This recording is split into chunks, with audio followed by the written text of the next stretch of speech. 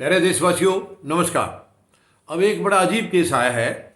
उत्तर प्रदेश में एक युवक और एक युवती दोनों एक ही धर्म के नहीं हैं, अलग अलग धर्मों के हैं, लेकिन वो दोनों आपस में प्यार करते थे और उन्होंने शादी कर ली घर वालों की मर्जी के खिलाफ। यानी कि दोनों के परिवार इस शादी से खुश नहीं थे, राजी रजा नहीं थे ये। और शादी करने के बाद परिवारों ने शिकायत कर दी पुलिस में, और ये दोनों बच्चे, दोनों युवक वहाँ से बचने के लिए दिल्ली में आ गए।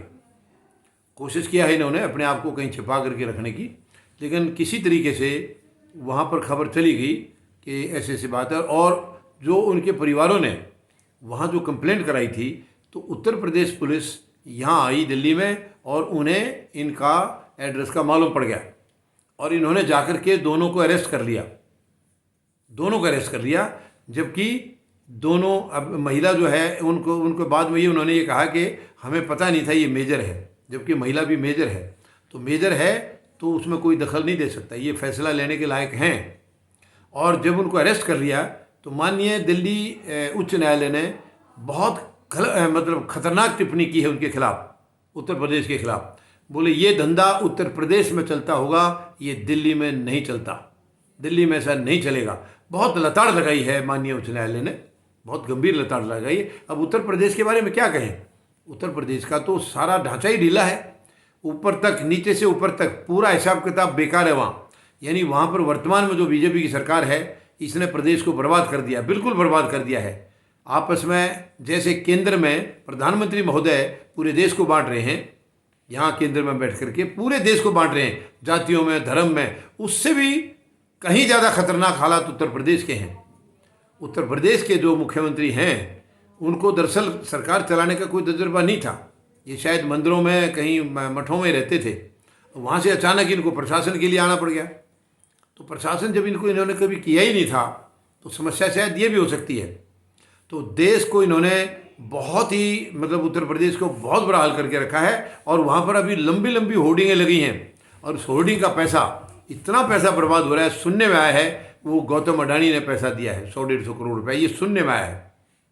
बताइए आप क्या हालत हो रही है। तो उस सरकार के लिए और उस पुलिस के लिए माननीय उच्च न्यायालय दिल्ली ने ये फैसला दिया, जजमेंट दिया है कि ये धंधा उत्तर प्रदेश में चलता होगा, आपके वहाँ चलता होगा, यहाँ नहीं चलेगा, हमारे यहाँ नहीं चलेगा। ये कह के बड़ी सख्त टिप्पणी की है और उनको सुरक्षा देने के लिए कहा गया है। उनको बिल्कुल भी किसी भी हालत में कोई पूछने का उनका कोई अधिकार नहीं है। माननीय न्यायालय ने साफ साफ कह दिया है, बिल्कुल साफ कह दिया है कि ये दोनों मेजर हैं। और ये भी पूछा है, माननीय न्यायालय ने बड़ी सख्त टिप्पणी की है कि महिला मेजर थी तो तुमने अरेस्ट कैसे की?